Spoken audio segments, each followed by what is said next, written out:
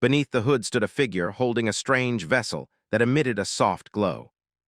The events took place in the kingdom of Friends, a land where true power belonged to mages and where a long struggle for the throne had been raging. In the throne hall, a young prince gave a dark command. His loyal followers welcomed these words with approval, already seeing him as the future ruler. He demanded the complete destruction of his rival house. However, one of the guards suddenly hesitated. A chilling sense of danger reached him too late. The mysterious figure already stood above his motionless body. A white-haired man calmly addressed the young heir, and the prince froze as he realized that his carefully crafted plan was falling apart. One of the prince's men stepped forward, ready to deal with the unexpected guest. He rushed forward, becoming a blurred flash of movement. The stranger's crimson eyes calmly tracked the attack.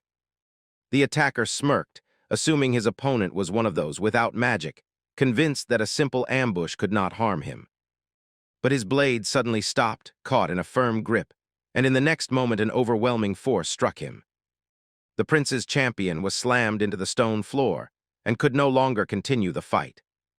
The young heir watched the scene in disbelief and growing fear. The stranger demonstrated how deadly a perfectly precise strike without magic could be, reminding them that magic cannot erase human fragility, a lesson the prince learned far too late. The intruder himself remained completely calm. The old court mage prepared to intervene. Raising his staff, he gathered lightning while beginning a spell called Jawbreaker. But his incantation was abruptly cut off as a hand covered his face. A swift strike dislocated his jaw, leaving him unable to speak a single word. The stranger calmly noted that the mage could no longer cast spells. The old man glared at him with silent fury, convinced that words were no longer necessary. The stranger's crimson eyes narrowed in anticipation as the mage's staff shot forward under magical force, but it proved useless. The warning had been ignored. The prince collapsed in terror, realizing that his last hope had vanished. The stranger calmly asked why he seemed so surprised. In desperation, the heir drew his sword and accused the stranger of being sent by his rival, Heinz. The intruder replied that he had indeed come for him, but not under anyone's command. The prince stared at him in confusion. Then he suddenly burst into hysterical laughter, mocking the very idea that members of the royal family could have true friends. In that moment, the stranger remembered his people, the Galda, whom the kingdom had long treated as less than human. Realizing the situation was hopeless, the prince tried to bargain, offering double, then even triple the payment. But his words were cut short by a decisive motion, and as the prince fell onto the cold stone floor, the stranger made one thing clear: his people were never cattle. Later, the palace announced that the second prince had passed away due to a sudden illness, and a grand state funeral was held across the kingdom. When the long and bloody struggle for power in the palace finally came to an end, a new figure sat quietly in the silence. A young man with light hair calmly read by the dim light of a candle. A familiar silhouette stepped out from the shadows, making his presence known. The young man lifted his gaze and addressed him as Heinz. Heinz admitted that after his brother was gone, he had been certain he would become the next king. He then asked how it felt to finally reach this goal, but added that their true dream was only beginning from this moment. He swore that once he took the throne, he would end the discrimination against the Galda, the people born without magic. The protagonist simply gave a gentle smile, believing that Heinz might truly accomplish it. Under the pale moonlight, they held each other's hands, united by the same purpose. Heinz asked whether Van would attend his future coronation, but Van reminded him that the Galda were usually driven away from such ceremonies. Heinz confidently promised that things would change once he became king. Van accepted the idea, but advised him not to create unnecessary trouble so soon after gaining power. Heinz nodded in agreement, thanking him and calling him by name Van. He then suggested that Van should return home now that their long struggle had finally ended. Van accepted the suggestion with a soft smile, and Heinz told him to spend some time with his family. Van set out toward his quiet home, located far from the royal court. The first thing he did was wash away the dust of the road. His idea of a day of rest was rather unusual. Holding a lantern, he walked through the familiar corridors of the house. Soon he entered his personal study, the place where countless hours of preparation had taken place. Books on magical theory were piled high on the table, while wooden training mannequins stood nearby waiting for practice. His eyes paused on an anatomical diagram. The conflict was over, and his memories drifted back to a conversation he once had with Heinz. Back then they spoke about the strongest mages they might one day face, the kingdom's elite, mages, swordsmen, and warriors. Yet even at that time, young Van had been completely determined. He declared that he would study magic. Heinz had been shocked, reminding him that Van possessed no magical ability at all. But Van promised that one day he would understand magic better than anyone in the world, and perfect a fighting style capable of standing against it. He spoke with such calm confidence, as if it were the simplest thing in the world. His determination was something Heinz could only admire. Back in the present, Van slowly turned the pages of an old, worn book. The path that had brought him to this moment had been long and difficult. The following day, Van walked through the bright and noisy streets of the city. A merchant loudly called out prices, trying to attract passing customers. Van's gaze stopped on a rare fruit, a perfect gift to bring home. He imagined a smiling girl, remembering how much she loved them. The thought brought a warm smile to his face, but it quickly faded. The merchant's friendliness disappeared as he pointed to a sign refusing service to the Galda. Van's expression darkened beneath his hood. Without saying a word, he showed 2 silver coins. The merchant's greed quickly overcame his prejudice. Van held the coins in front of him and calmly asked whether this money was still valid here. But by now, others around them had already begun to notice his presence.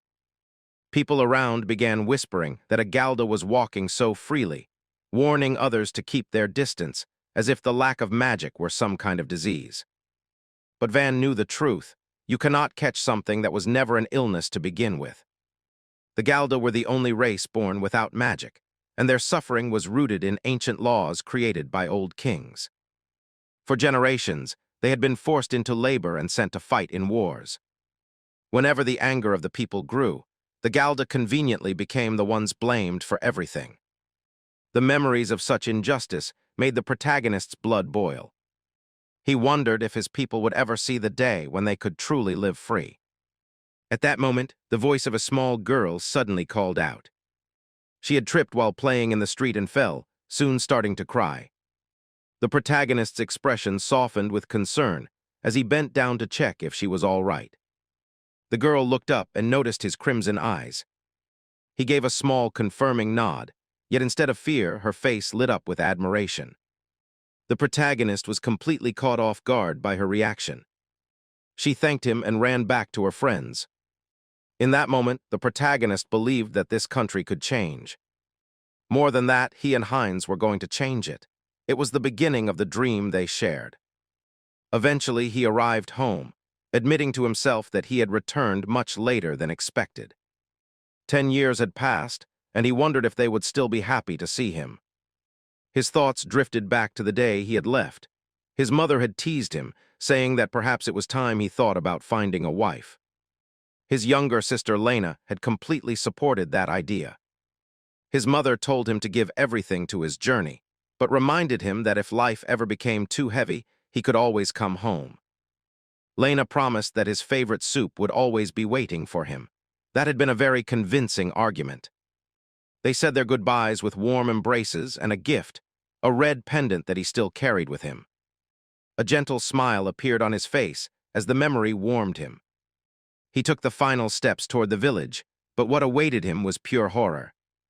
His home, the entire village, was engulfed in flames. His mind struggled to grasp the scale of the destruction. He ran toward the burning buildings, his heart pounding in his chest, calling out desperately to see if anyone had survived. He spotted someone lying on the ground and rushed to the fallen villager, but it was already too late. His eyes widened in horror at what he saw next. The bodies of his people had been arranged like a cruel warning. He discovered another victim lying motionless in the grass. His mind tried to comprehend the terrible scene before him. Yet a desperate spark of hope appeared. Neither his mother nor Lena were among the dead. He ran through the flames, calling out their names.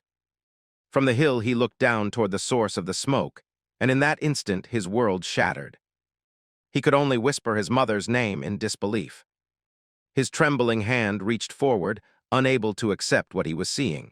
She had been turned into a horrifying example for others. A silent scream grew louder in his mind. He collapsed to the ground, his mind refusing to accept reality. But through the despair, a faint voice broke through, calling out to her brother. He noticed Lena lying in the tall grass, wounded, but still alive. She struggled to stay conscious for a moment before collapsing again. The protagonist rushed to her side, begging her to hold on. With the last of her strength, she warned him to run. She said the attackers had been searching specifically for him. The protagonist tried to understand whether this could have been the people of the second prince, but he quickly realized that made no sense. Holding Lena close, he begged her to save her strength and promised he would get her somewhere safe. But then he looked down at the ground beneath her, and with growing horror, realized she had already lost far too much blood. Lena had one final wish. She remembered learning to cook with their mother, and with tears in her eyes, said she had wanted him to try the soup she made. The protagonist could only watch, feeling as if his heart was shattering into countless pieces. A single tear slowly rolled down her cheek. She reached out to touch his face one last time. In her eyes there was warmth and love that surpassed even the pain. She told him that none of this was his fault. With her final breath, her hand slowly fell. The protagonist held her lifeless body, whispering her name into the night. His brief moment of grief was suddenly interrupted by a blade piercing through his back. A knight had struck him while he was still holding his sister. The knight's companions cheered loudly, celebrating the cowardly strike. They proudly declared victory over the protagonist, whom they believed to be the leader of a rebellion. But the knight was shocked to see that the protagonist was still standing. In his eyes burned a cold and silent fury. The knight had one final question. He asked whether the protagonist had intentionally accepted a fatal strike. The protagonist's gaze remained still, his thoughts drifting far away. He answered that he had nothing left anymore, nothing worth living for. The knight showed a hint of pity and raised his sword for the final blow. But the protagonist had one question of his own. He demanded to know who had ordered this massacre. The knight smirked and revealed that it was a royal decree, a sacred decision that the Galda were no longer needed. The protagonist shouted in disbelief, refusing to accept that his friend could have done such a thing. At that moment, a familiar voice cut through the chaos. Heinz calmly walked through the flames. The protagonist's shock turned into absolute disbelief. Heinz walked past the knights, casually scolding the protagonist for arriving late, even joking about bringing souvenirs. The protagonist could only ask one question: why? Heinz looked at him without the slightest trace of regret and said that it was all his fault. He explained that someone who operated quietly from the shadows like him, along with the non-magical people he came from, was seen as a danger to the kingdom's stability and therefore had to be eliminated entirely.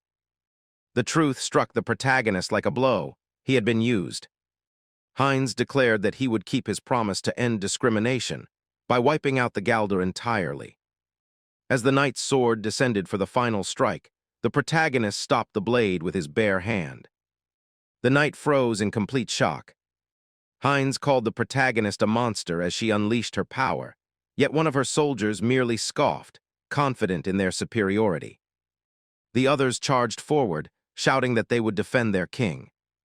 But the protagonist became a blurred storm of motion, a whirlwind of vengeance.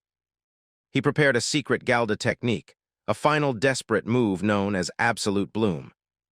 At the same time, Heinz gathered her own spell, a supreme arrow formed from pure light. The two former friends clashed in an explosion of power, and the world was swallowed by a blinding flash. When the light faded, her knights lay defeated. Against all expectations, the protagonist was still standing. His cold, distant gaze looked forward while he continued shielding his sister's body. Heinz remarked that he would not kneel even when facing the end, calling him a fool for his stubborn principles. He said his farewell to her, admitting that his strength had been a mistake in her calculations. After that moment, his body finally gave in. He sank into darkness after a long period of unconsciousness, where a strange wolf-like creature with crimson eyes discovered him. The creature decided to grant him a single chance. As his life balanced on the edge, it told him that next time he must do better. A mysterious crimson energy flowed into his body. He awoke in confusion, staring down at his own legs. He raised his hand slowly, unsure whether he was even alive.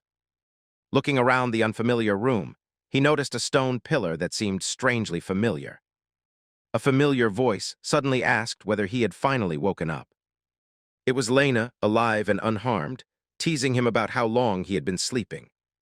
She said their mother had prepared food for a celebration and reminded him that today was his birthday. Their mother soon joined them, saying that he had just turned 15. He looked at his reflection and saw himself exactly as he had been 10 years earlier. Before him stood the memory of a peaceful day, a life he believed had been lost forever. He was completely stunned by this impossible reality. His family was here, safe, enjoying a beautiful day together. He wondered if everything that had happened had been nothing more than a terrible dream. He looked out at the village, whole and untouched by fire. But when he moved, he felt a strange power flowing through his body. A flower petal slowly drifted down from the sky, and he froze, sensing the world around him. Clenching his fist, he realized the strength of his future self was still within him, and he caught the petal with impossible speed and precision. He stared at it in amazement, while Lena watched from nearby. With icy clarity, he understood that this was not a dream. The memory of the burning village remained vivid in his mind. Lena's final words still echoed inside his head. The betrayal of his closest friend and the searing pain of the blade that ended his life, all of it had been real, a future he had somehow lived through. He looked down at his hands, the hands of a boy carrying the soul of someone who had seen far too much. Lena asked if everything was all right. The protagonist forced a smile, assuring her that everything was fine. Their mother called them over, announcing that the meal was ready. And for a brief moment, he allowed himself to enjoy this impossible gift, celebrating together with his family. At that same time, in another place, a group of riders raced through the forest. At their head rode a determined young woman with green eyes. She questioned the actions of the knights, worried about innocent villagers, but one of her men assured her that their target was the Galda district. A grim determination reflected in her gaze. One knight mocked the Galda, calling them livestock rather than citizens. A flash of cold anger crossed her face for a moment. She said nothing more and simply ordered them to ride faster.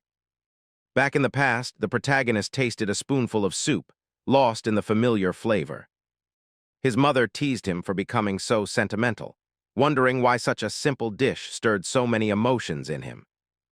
Lena proudly announced that she had helped cook this time. The protagonist joked about the uneven pieces of vegetables and received a playful hit from his sister, while their mother watched them with a warm heart. But the protagonist's thoughts were far away. He kept trying to understand his return to the past, wondering if this was truly a chance to start everything again. His mother's voice broke his thoughts as she called his name, asking if he was still troubled about choosing his future. For a moment he was confused, remembering that at 15 every Galda man had to decide his path. Without a family trade, the choices were limited. He could stay in the village and work for very little, or leave and face contempt and exhausting labor elsewhere. The third option was becoming a mercenary, a dangerous path with high rewards. Though they possessed no magic, the Galda were known for their incredible physical strength. Their inability to be detected by magic made them perfect scouts. Yet this also made them easily sacrificed on the battlefield. A grim reminder of the fate that awaited most of them. And yet those few who survived could earn great wealth. He remembered his mother's embrace and the quiet fear in her voice. She admitted that his father's earnings had allowed the family to survive, but the thought of losing her son was unbearable. The protagonist knew how high the danger was, and understood that this choice was a desperate gamble for survival. In his first life, he had chosen that path, and it had led him to the very top.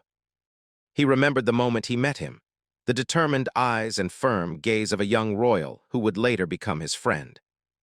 But the memory was suddenly shattered by a sharp, alarming sound. The village bell rang loudly across the land, a clear warning of danger. The protagonist looked toward his home as a terrifying realization washed over him. He remembered a crucial detail he had completely forgotten.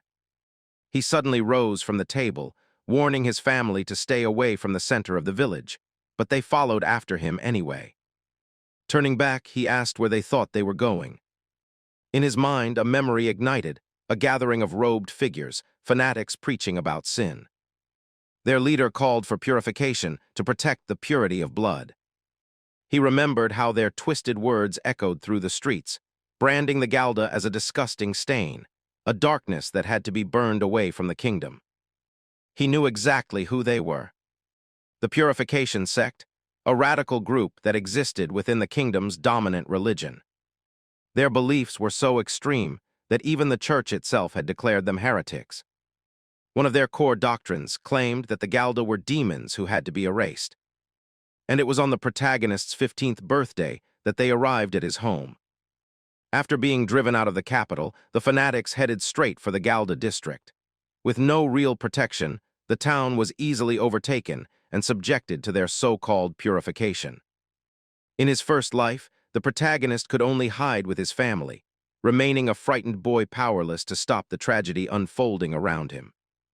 But this time, everything would be different. He moved with the grace of a predator, tracking his targets. From the rooftops, he descended like a ghost, landing without a sound, a child's body carrying deadly skill. The leader of the sect continued his sermon, promising to cleanse the town. He raised a torch toward a captured woman, calling it the sacred flame of purification. But his speech was abruptly cut short when a shadow fell from above. The protagonist remembered the first rule of fighting mages: strike suddenly from outside their awareness and end the fight with a single decisive blow to a vital point. The leader collapsed before he could even understand what had happened. His followers stood frozen in disbelief. A child had just defeated the most powerful mage of their sect. One fanatic ignited his blade in rage, but the protagonist was already beside him, turning the weapon against its owner. He knew that only weapons infused with magic could pierce a mage's defenses. And if you didn't have one, you could simply borrow it. Another member of the sect began preparing a lightning spell, but chants that required spoken words were far too slow. In a single instant, the protagonist closed the distance. His gaze was cold, his goal absolute, and another fanatic was removed from the fight. He lifted his eyes toward the remaining three, nearly finished with what he had begun. But a voice from the archway suddenly made him stop. A new participant entered the scene, holding a civilian hostage. The protagonist realized his mistake. He had forgotten about those who had fallen behind. He quickly weighed his options, understanding that this was a trap. The fanatic declared that the woman's fate was sealed, and told her to blame the boy for what would happen next. The protagonist shouted, begging him to wait. He slowly dropped to his knees, raising his hands in surrender. The coward smirked, believing he had already won. He shoved the woman aside and rushed toward the protagonist to deliver a final strike. But from the fanatic's perspective, something strange happened. Looking down, he saw that the boy remained completely unharmed, while he himself now lay on the ground, unable to move. The remaining two fanatics saw this and swore that the boy would pay for it. Yet the last of them felt a heavy sense of dread. Around the boy, he sensed something terrifying and urged his companion to act quickly. But his partner chose to attack on his own. At that moment, another voice echoed across the square, and an icy spell burst into action. A wave of frost swept over the fanatic, catching him completely off guard. In an instant, he was trapped in ice, unable to move. Moments later, the green-eyed woman from the forest appeared with a group of knights, ordering them not to break the ice. She declared that the fanatics were under arrest by order of the kingdom. The man realized with horror that the royal guard had arrived. The protagonist himself was stunned. In his previous life, help had come much later. The frozen fanatic shouted for his men to attack the woman, but it was useless. They were already frozen in place. The woman calmly stated that the battle was over and ordered her men to take the prisoners into custody. Just like that, the threat was neutralized. The protagonist could only watch, realizing that his plans had been completely disrupted. The woman finally turned her attention to him and noticed with surprise that he was just a child. She was astonished that a boy had managed to defeat 3 mages alone. The protagonist looked away, unused to such attention. Her sharp green eyes seemed to see straight through him. A small grateful smile appeared on her face. She knelt down and thanked him, explaining that the fire mage he defeated could have destroyed the entire town. The protagonist glanced again at the fallen leader, while the memory of a burning village remained painfully fresh in his mind. She acknowledged that his sudden strike had saved countless lives. In that moment, the protagonist understood the connection. Because he had acted, the kingdom had responded sooner. She offered him a reward, but he refused, saying he needed nothing. Instead, he thanked her for arriving in time. Curious about the boy, the woman extended her hand and asked for his name. She introduced herself as Helen and made an unbelievable offer, an invitation to the Magic Academy. The protagonist stood silent in shock. The Magic Academy was a place he had never even dared to dream about. Helen explained that it was a prestigious institution founded by 3 nations to discover talented individuals regardless of their origin. The protagonist knew that name well from his previous life. Many of the world's greatest heroes had studied there, along with the most powerful mages. A clear question formed in his mind about why she had chosen him. Helen's gaze became sharp and carefully observant. She suggested finding a more secluded place to talk. Without waiting for his response, she grabbed his wrist and pulled him along. The protagonist was caught off guard by her sudden decisiveness. She admitted that it was her first time in this area and asked him to guide the way. A faint, knowing smile appeared on the protagonist's lips. He led her through quiet, overgrown ruins. They stopped at a secluded spot near a small stream. He confirmed that it was indeed as quiet as she had wanted. But her tone suddenly turned cold as she remarked that this was the kind of place where a person could disappear without anyone noticing. Suddenly, a massive magical circle flared to life around her. The protagonist's eyes widened as he realized this had been a test. She launched a powerful icy arrow toward him, but in a blur of motion he was already standing behind her. Helen was stunned. She sensed no teleportation magic and realized he had relied purely on physical technique, moving straight into her blind spot. His crimson eyes burned with focus as he held her arm firmly. She calmly noted that she felt no intent from him to cause harm, and therefore saw no reason to stop the situation. She also observed that he thought and moved like a seasoned warrior. The protagonist concluded that everything happening had truly been a trial. She confirmed this, admitting that she preferred to see things with her own eyes, and that she was now convinced he could face mages relying solely on skill. He still did not understand why that mattered. She believed that he might become the one capable of changing the fate of his people. The idea stunned the protagonist just as much as the future she described, a future she insisted was possible if he entered the academy. He realized this was not just about studying, but about the path of knighthood. Helen was surprised that he already knew about the system, and confirmed that with his abilities he could earn such a title. This system, known as the Knight's Honor, rewarded the most exceptional students. It granted them the right to establish a new noble house. Helen explained that the land given to them was often connected to their origins, meaning the protagonist could become the official lord of his own town. The realization of such a possibility weighed heavily on him. He considered the offer carefully, knowing he had never completely ruled out this path, and unlike in his first life, he was still young enough to try.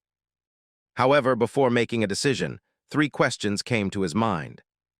Helen seemed pleased and allowed him to ask them. First, he pointed out that the entrance exam required a recommendation from a noble. She assured him that this matter was already taken care of. The protagonist was surprised by her determination. She then waited eagerly for the second question. He reflected on the strange nature of the situation, a boy without magic seeking knighthood at a magical academy. She agreed that the path was unusual, but explained that everyone who had earned that title shared one trait. They had all gone beyond tradition and discovered a new principle of magic, whether through magical medicine or the study of magical circles. She explained that the principle of magic was not limited to casting spells, and that even overcoming mages without using magic could lead to knighthood. All the protagonist needed was to prove his uniqueness to the world. He struggled to fully understand the complex idea. Then she moved to the final question, her gaze focused and expectant. The protagonist, however, was not naive. He wanted to know what she would gain from helping him. She pretended to be surprised, as if questioning his lack of trust. But he made it clear that he needed to understand her motives. Helen paused and admitted there was indeed something to gain, though she refused to reveal what it was. The protagonist's suspicion grew stronger. A tense silence filled the abandoned ruins between them. At that moment, their conversation was interrupted by a familiar voice. Lena ran toward them with a worried expression. She had heard that the protagonist had faced dangerous people, and he tried to calm her. He apologized for worrying her and assured her that he was safe. But his sister did not believe him for even a moment. She hugged him tightly and scolded him for his constant recklessness, reminding him how worried she and their mother had been. The protagonist simply held her in return, feeling the weight of her words. Helen watched the scene quietly from a distance. In the end, she remarked that trust was not necessary, but if he became a knight, he would be able to legally protect his family. She swore this in her own name, Helen Steinart's. With those words, she turned and walked away, leaving the protagonist to think about the unexpected path before him. He held his sister a little tighter, already having made his decision. In his mind appeared the sad expression on his mother's face when she learned about the earlier confrontation. She praised him, saying he was very much like his father, speaking with a gentle and understanding smile. Later, the protagonist told his family about the Academy's offer, leaving them stunned. He mentioned the recommendation and the possible path to knighthood, but his family worried about him being surrounded by mages. He explained that this was exactly why he had to follow this path. Lena looked at him in confusion, not understanding his reasoning. He was determined to prove that the Galda were no less capable than anyone else. He had spent days thinking about it and could find no other way to protect his people. The path he once followed was no longer an option, and he no longer trusted the kingdom's authority. He knew he could not stand against the kingdom alone, and Helen's offer might be his only chance. Since he had already stood on the edge once before, danger no longer frightened him. He was ready to seize any opportunity to end the discrimination against his people. His mother and sister could only listen in silence. Shocked by his determination, his mother widened her eyes as she saw the fire burning in his gaze while he sat before her. The person in front of her was no longer just a boy, but someone with a clear purpose. With a quiet sigh, she realized there was no way to stop him. He lowered his eyes and asked if she could forgive his decision. She understood that even if she tried to hold him back, he would not turn away from this path. Wiping away a tear, she admitted that stubbornness seemed to run in their family. The protagonist lifted his gaze and offered a simple, heartfelt thank you. However, his mother reminded him of one important matter, the cost of education. She pointed out that such a prestigious academy would never be free. Only then did the protagonist realize he had completely forgotten about the money. His mother sighed again, accepting that they would somehow have to solve the problem. Lena immediately volunteered to find work. But the protagonist quickly rejected the idea, knowing that in their small town there were no jobs that paid well. As it turned out, the issue of money was resolved quite easily. Helen appeared with a reward related to the incident with the sect, something she had not mentioned earlier. Standing beside his family, she also said there was something else he should know. His mother warned him about the hardships that lay ahead, but asked him always to remember that he would remain her pride and joy. The protagonist promised that he would do everything he could. Lena added that when he returned, his favorite soup would be waiting for him. He gently patted her head, saying he looked forward to that day, and after saying goodbye, he turned to leave. His family watched him as he set off on a new journey. He waved back to them, promising that this time he would keep his word. Step by step, he walked toward a future that had once seemed impossible. Soon he arrived at the legendary Magic Academy, a place he had only known from stories in his previous life. Inside, the halls were filled with students eager to pursue knowledge.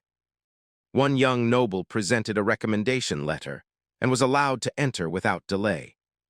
Another student, supported by noble backing, also passed through the gates. When it was finally the protagonist's turn, a guard immediately stopped him. Other students began whispering as they recognized the eyes of Agalda. The protagonist sighed quietly, already tired of the familiar prejudice. He calmly explained that he had come to take the entrance exam. The guard laughed mockingly, questioning whether he even understood where he was. The protagonist calmly replied that he did, pointing out the academy's open admission policy. The guard grew furious, accusing him of arrogance. A blade was suddenly placed near the protagonist's throat, yet he remained completely calm. He knew he could end the conflict in an instant, but doing so would cost him his chance. At that moment, two more guards approached. The protagonist hoped for reason, but the older guard merely complained about the declining standards of the younger generation. He explained that the academy did not discriminate by status, but a recommendation from a noble of the kingdom was required. When the protagonist stated that he had such a recommendation, the guard froze in shock. He presented the letter with its official seal. The guard's eyes widened when he saw the symbol, but his surprise quickly turned to anger as he accused the boy of forging it. He lunged forward, trying to snatch the letter away and calling it a crime. The protagonist's expression did not change. With one smooth movement, he knocked the attacker off his feet and sent him to the ground. The other guards and students could only stare in shock at what had just happened. One guard asked what had occurred, but the fallen one insisted the boy had done something strange. At that moment, the noise was interrupted by a new voice. The guards immediately straightened when they recognized the examiner. An explanation followed, with the blame quickly shifted toward the protagonist. The purple-haired examiner simply asked for the boy's name.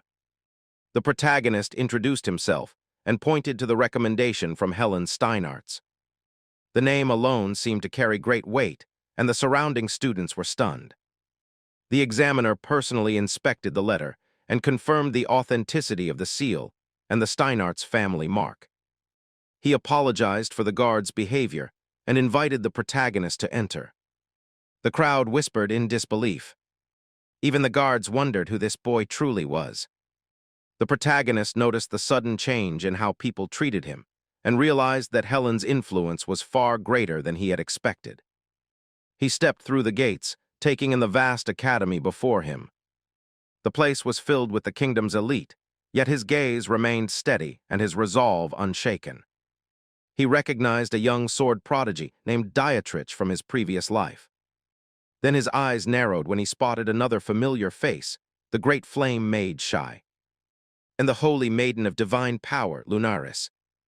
He realized that all of them had once studied at this very academy. Memories from a brutal past flashed through his mind.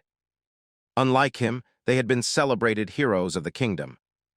But during the war for the throne, they had eventually become corrupted pawns. In the end, they had all fallen like the others. He remembered clearly that he had been the one who defeated them. However, in this life he would face them openly. And if he succeeded, he might be able to change the world. Just then, his thoughts were interrupted by a proud and arrogant voice. A young noble demanded to know why the protagonist was standing there at all. The protagonist calmly replied that he had every right to stand wherever he wished. The noble grew furious at what he saw as insolence and began boasting about his lineage, demanding proper recognition. For a moment, the protagonist considered simply bowing his head to avoid unnecessary trouble, but he remembered his mother's words about living with dignity. Another memory surfaced as well. Someone else had once told him the same thing. Heinz had said that equality was never achieved through bows, urging him to act with pride and calling him her hope. The noble's shout pulled him back to the present. The young aristocrat grabbed the protagonist by the collar, demanding his attention. The protagonist's gaze turned cold as he pointed out who had started the confrontation. The noble was stunned by his calm resistance. With a faint smile, the protagonist caught his wrists and smoothly sent him to the ground. A technique once taught by a master flashed through his mind, using an opponent's own strength against them. Just like with the guard earlier, the surrounding students could only watch in shock. The protagonist even extended a hand toward the noble he had just thrown down, wearing a slightly mocking expression as if offering help. The noble jumped back to his feet, burning with anger, but his next move was halted by a powerful burst of magic. The other students froze, stunned by the sudden shift in events. Even the protagonist was surprised by the arrival of someone new. A young man with light hair stepped forward, calling for unity. He helped the embarrassed noble rise, remarking that the scene was unpleasant and asking everyone to treat each other simply as fellow candidates. Then he turned toward the protagonist with a friendly smile. In that moment, the protagonist realized with shock that the man before him was Prince Heinz. The crowd began whispering in awe as they recognized the ninth prince. They praised him for his fairness, for taking the exam alongside everyone else, and even for showing tolerance by speaking with a Galda. In the protagonist's mind, a long-forgotten conversation resurfaced. He remembered Heinz once mentioning that he had studied at this academy, and now that memory carried a far heavier meaning. The young prince stepped closer, nodding the tension in the protagonist and admitting that he himself felt nervous because of the exam's reputation. He extended his hand, suggesting they face the challenge together. The protagonist looked at the gesture, at the disarming smile that seemed warm enough to win anyone over. But he knew the truth. He knew the cold and calculating figure hidden behind that mask. He realized that right here, and now he could end the existence of his greatest enemy. Yet he held himself back, knowing that doing so would destroy his own plans. He clenched his fist, reminding himself why he had come here. Heinz noticed his hesitation and commented on it. The protagonist simply turned away, making it clear he had no interest in forming a friendship. The prince remained standing with his hand extended, his offer rejected. Slowly he lowered it, a flicker of surprise crossing his face. The other students began whispering again, calling the protagonist a beast for his lack of manners, while the humiliated noble could only stand there in silent fury. However, the tension was quickly interrupted by an official announcement. The examiner declared that the candidates would now proceed to the Shadow Forest, a name that immediately made many students uneasy, while the protagonist's expression remained unchanged. They were led into a vast forest saturated with magic, the location of the first test. A more imposing examiner welcomed them to the clearing and confirmed that the exam would take place here, reminding them that the academy accepted only the very best and that this trial existed to filter out the unprepared. The protagonist listened carefully, memorizing every word. Their task was to find a rare magical flower called the Tears of Heaven, though the examiner warned that the creatures living in the forest were also infused with magic and extremely dangerous. The protagonist was slightly surprised that they were being thrown into a practical combat challenge so early. The examiner explained the rules. Cooperation was allowed, but sabotage was strictly forbidden. The complication was that each group needed to gather enough flowers for every member if they all wanted to pass. With a grin, he added that larger groups might struggle more, and that they had only until sunset to complete the task. Another examiner stepped forward with the final item, a protective token. He explained that breaking it would summon help if someone found themselves in serious danger, but doing so would mean immediate disqualification. After the rules were explained, the exam officially began. Students immediately started forming alliances. Confident nobles and mages quickly grouped together, leaving the protagonist alone, just as he had expected. This did not trouble him at all, since moving through the forest alone would actually be easier. As he entered the forest, someone watched him closely. After receiving his protective token, the protagonist stepped alone into the dark woods, while the noble he had embarrassed earlier observed him from the shadows. The first challenge did not take long to appear. The protagonist calmly assessed the threat, a medium-sized demonic beast. These creatures were animals infused with powerful magic, their enhanced abilities making them more dangerous than many mages. The beast lunged forward with a furious roar. The protagonist realized that in his previous life, he had mostly faced human opponents. Planting his foot firmly into the ground, he met the attack head-on and delivered a crushing strike to the creature's chest. This was a technique designed for dealing with beasts, a devastating blow meant to bypass defenses and cause internal damage. His crimson eyes burned with focus as he analyzed the weaknesses of his opponent. He knew this technique was difficult to use against a careful opponent, but against a mindless demon beast it worked perfectly. The creature collapsed to the ground, brought down by a single decisive strike. He remembered encountering similar beasts during his days as a mercenary. He knew exactly how to deal with them, which was very bad news for creatures like this. Soon, however, he sensed that he was not alone in the forest. He scratched the back of his head, deliberately pretending to look confused for the sake of his hidden audience. The noble and his companion could only stare in shock at what they had just witnessed. The noble scoffed with contempt, assuming the protagonist had used some kind of poison. His companion looked far more nervous and reminded him that interference was against the rules, but the noble insisted that rules were only for show. He claimed the examiners would never allow a Galda to pass anyway, especially one who had dared to disrespect a prince. With a smirk, he decided no one would question them if they simply removed the protagonist from the exam. Meanwhile, deep within a dark underground corridor, an anxious guard led a robed figure forward. The figure declared the intention to eliminate one particular person, the beast who had dared to enter their prestigious academy. He explained that while they could not reject an official recommendation, accidents could still happen to certain candidates. It did not concern him if others were harmed along the way. He pointed out that the Galda boy was moving through the forest alone, confident that no one would willingly approach him. However, two assistants standing behind him silently disagreed with that assumption. Deep inside the academy, a heavy lock opened as an examiner released a cursed beast from confinement, ordering it to hunt down the Galda and protect the academy's honor. In response, a monstrous shadow with burning eyes emerged from the darkness. At the same time, the purple-haired examiner sensed a disturbing shift in the air. He admitted he had a very bad feeling about this year's examination. His colleague asked if there was a problem, but he replied that everything was fine. The bearded examiner simply smiled and said he was preparing for the next stage, though the smile never reached his eyes, making the other examiner even more suspicious. Back in the forest, dappled with sunlight, the protagonist continued his search.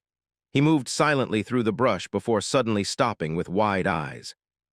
Before him lay a patch of glowing flowers exactly as described. He confirmed that they were indeed the tears of heaven. He knew that collecting them meant passing the test. But first, he turned his attention to the two students watching him. The noble smirked, amused that he had been noticed, and threw out a rude remark. The protagonist simply answered with a calm smile, hinting that experience made such situations predictable, and that cowards were always easy to read. He even admitted coldly that he knew this well, since in another life he had walked a far darker path. The noble declared that they would prove the protagonist had no place in the academy. But the boy cut through the excuses immediately, calling the situation what it really was: simple revenge. His eyes burned with determination as he promised to shatter the noble's petty pride. The noble stumbled over his words, completely stunned by such confidence, while the protagonist calmly assessed them, one swordsman and one mage. In his mind, he reviewed the three main combat styles: the spellcaster, the magic swordsman who channels energy through a weapon, and the fighter who strengthens his own body.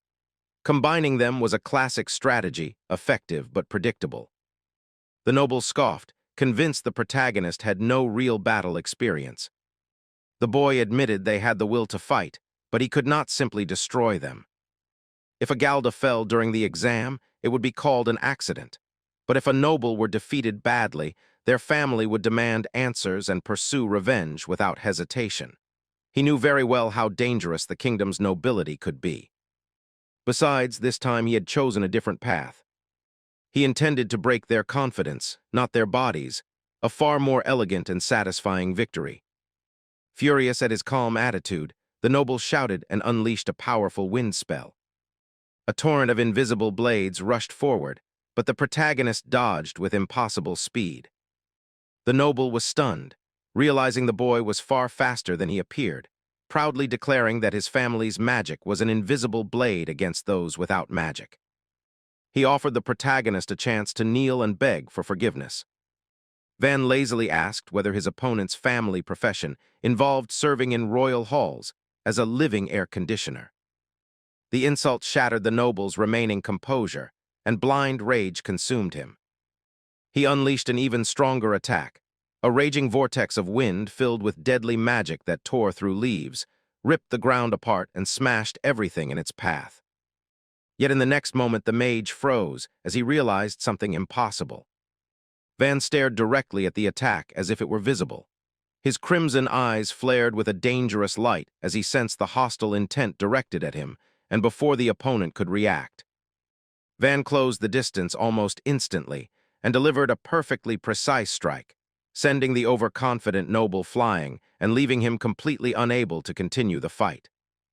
His companion could only watch in horror as the noble crashed to the ground before gritting his teeth and preparing his own attack, confidently explaining that a magic sword without its owner was just metal, but avoiding a blade was far harder than dodging a simple punch. Yet Van's lightning-fast footwork and inhuman reaction shattered those claims. He did not try to block the sword, retreat, or defend himself. Instead, he aimed directly at the wrist, stripping his opponent of control over the weapon, a flawless counter against a magic swordsman. With cold, calculated focus, completely free of emotion, Van finished the movement, and the second noble collapsed to the ground, suddenly aware of how helpless he truly was.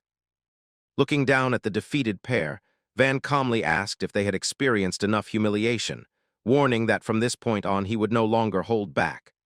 Only then did the threat finally reach their minds, and their arrogance dissolved into raw fear as the swordsman began begging for mercy.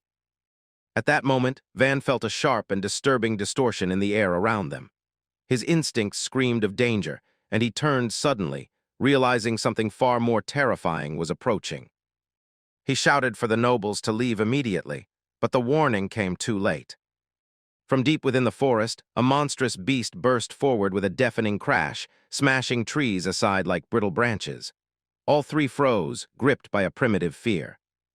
The creature attacked with overwhelming force, tossing the two nobles aside like rag dolls, and even Van was knocked from his feet by the sheer power of the blow. Rising quickly, he understood the scale of the threat. Before them stood a hell boar, a superior demonic beast whose appearance in this forest should have been impossible by all known rules. Its eyes burned with pure destructive energy, and Van knew the next charge would be even faster and more devastating. The monster was known as the Cursed Tusk, a creature whose power rivaled siege magic capable of leveling fortresses. Van clenched his teeth and ordered the nobles to run while they still had the chance. But the arrogant mage, now stripped of all confidence, admitted in terror that his legs refused to move, and Van instantly realized he now had two burdens to deal with. Quickly analyzing the situation, he understood that carrying them away was impossible and the beast would not retreat. Even using the signal token was a dangerous gamble. Help might not arrive in time. One of the nobles suddenly told his companion to run and save himself, declaring that he would hold the beast back. His words sounded like a final resolve. His friend, shocked by the sudden bravery, refused, saying that abandoning a comrade would bring eternal shame upon his house. Van witnessed this rare moment of genuine, though belated, honor and ordered them to break the token and call for help, promising he would buy them time. The noble hesitated, realizing that doing so meant immediate failure in the exam, but decided that dishonoring his family name would be far worse. Together, pushing through pain and exhaustion, they stood up again, declaring they were ready to fight with honor. Van looked at them with open irritation, calling such pride cheap and meaningless. The words sparked anger, yet Van calmly added that if they were going to fight, they should fight to win because that was the true pride of a royal noble. Though the words sounded harsh, they struck their mark. Meanwhile, the hell boar gathered energy for another charge. Far away, the bearded examiner smiled faintly, sensing that everything was unfolding exactly as planned. No call for help had been made, which meant Van's removal from the exam would proceed perfectly. The monster roared and charged again, and Van instantly gave the order to attack on his signal. The noble refused to take commands from Agalda, but it was already too late to argue. Van rushed forward to meet the attack, focusing completely as he prepared his most powerful technique, combining perfect precision with crushing force. He struck directly toward the beast's head, the source of its movement, a perfect counter executed without a single mistake. Yet reality proved merciless. The blow failed to even break the creature's skin, and Van suddenly remembered the truth. He was only 15, and his body had not yet gained the strength of his future self. He shouted for the others to attack. The mage released his signature wind spell, filling it with slicing power. At the same time, the swordsmen charged forward with a lightning-infused blade, but their attacks barely scratched the beast and only stirred its fury further. The hell boar unleashed the energy it had gathered as a devastating shockwave. Van barely managed to brace himself before the impact. Afterward, he quickly checked the others and saw they were still alive, though completely drained. The mage admitted that his spell had only slightly weakened the impact, while the swordsman realized in despair that his weapon was useless against such a creature. Yet despite the pain and exhaustion, Van stood up again and declared they would try once more, shocking everyone with his confidence. He gave precise instructions, mix stones and earth into the wind spell to increase its destructive mass, and told the swordsman to aim for the ribs and thrust instead of slashing, before calmly revealing his plan. They would use him as bait while they prepared the decisive strike or escaped. The noble smirked, agreeing not to hold back, but Van made it clear that revenge meant nothing to him. His goal was to earn recognition for his family and his people, and he could not achieve that by abandoning those who stood beside him. These words left the noble speechless, forcing him to remember his own arrogance and Van's quiet dignity. For the first time in his life, he felt a burning shame, yet the moment was brief. The hell boar prepared another attack, and the outcome of the battle remained uncertain. The beast roared again, filling the forest with a thunderous sound that made the ground tremble. At that moment, Van shouted at the top of his voice, ordering them to attack immediately without hesitation. The noble mage clenched his teeth, pushing aside his fear, and released his spell with a fierce cry. From his magic circle burst a massive whirlwind of sand, gravel, and stones, spinning with such force that it seemed as if the earth itself had risen against the demonic beast. The new technique worked exactly as Van had planned. The raging stream struck the hell boar in the face, blinding and disorienting it, and at that exact moment the swordsman rushed forward for a decisive strike. Van allowed himself a brief grin as he saw the plan unfolding perfectly. Deprived of sight, the beast began thrashing wildly, its massive body lashing out in fury and sending both nobles flying aside. In that short moment of chaos, Van saw his opportunity. He dashed forward, gathering his last strength, and leapt onto the monster's back, aiming precisely between its shoulder blades. He knew the anatomy of this creature well. Its shoulder bones were not directly connected to the spine, leaving a vulnerable point, and its four flexible but unstable legs made it especially susceptible to losing balance. Using that knowledge, Van executed the technique called rotation, shifting the monster's center of gravity and turning its own mass against it. The enormous body crashed to the ground with a thunderous impact. Van shouted to the swordsman to act immediately, reminding him of the target, the heart located near the base of the front leg. The young noble, trembling with fear, gathered the last of his magic and courage. His eyes widened as the blade came down with force, striking exactly where it should. Yet a second later, disbelief twisted his face. The sword stuck, unable to go deeper. He cried out, pouring every bit of strength and will into the strike. The arrogant mage nearby had already begun celebrating, convinced the battle was over. But Van understood immediately it was far from finished. The blade had only grazed the beast's heart, leaving not a fatal wound, but merely an irritating injury that fueled its rage. The hellboar went into a frenzy, throwing the swordsman aside and unleashing a devastating roar, an ability possessed only by the strongest demonic beasts. The magic-filled cry generated a massive shockwave that swept across the area, breaking trees and crushing the ground beneath it. The proud noble looked at his blood-covered hand and realized his body would no longer respond properly. The impact had seriously damaged him internally. The hellboar turned its blazing gaze toward him, and the noble, unable to move, simply stared back, accepting what seemed inevitable. But at the final moment, Van rushed forward and stopped the beast's tusk with his bare hands, beginning to form a new harmonic technique. Spiral, a move designed to redirect an opponent's force into the ground. Yet as he looked into the beast's burning eyes, Van understood the terrible truth. He would not be able to redirect all of that power. A thought flashed through his mind about using the hidden strength within him, realizing it was his only chance. The noble watched him in absolute horror. Van shouted at him to run, and the noble stumbled away as fast as his injured legs allowed. The hellboar did not retreat and charged straight at Van, who clenched his teeth and prepared to take the blow. He tried to redirect the force, but the power was monstrous. Van was thrown like a rag doll, hurled through the air and slammed violently into the ground, sending a shock through his entire body. The swordsman cried out his name in panic. But Van barked at them not to come any closer. The beast loomed above him, preparing a crushing strike, lifting a massive tree trunk to end the battle once and for all. Van lowered his gaze, his resolve hardening like steel. He decided to release the power he had kept hidden. Dark crimson energy began flowing from his heart. The hellboar paused for a moment, sensing the sudden change. Then a powerful surge of energy erupted from Van's body, catching the beast off guard and pushing it back with the force of the blast alone.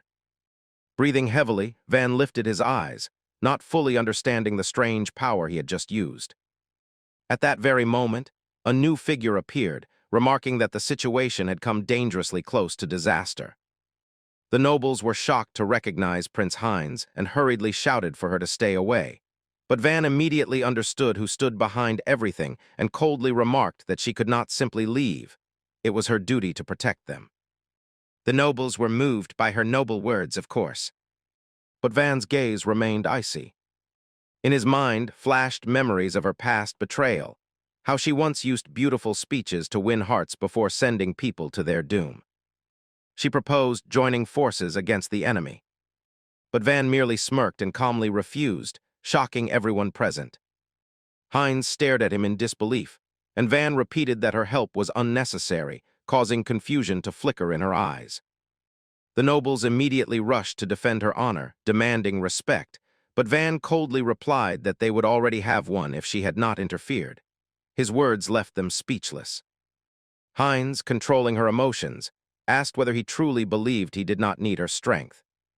Standing before the roaring beast, Van confirmed it and suggested she simply observe from the side, as befitted someone of royal status. The hellboar scraped the ground with its hooves again, preparing another charge. Van loudly warned that the next attack was beginning.